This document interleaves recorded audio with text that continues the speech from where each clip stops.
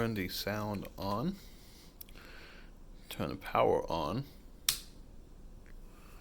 The light flashed for a second, but when you hit the button, the red button,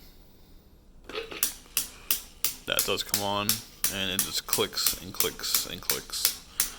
You feel the head kind of move, then it just stops.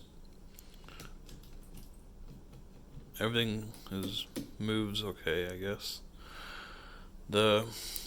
I've read that the button's supposed to turn the light off too, and it doesn't do that. Doesn't make no more sounds either. So, but you turn it off. Okay, and back on.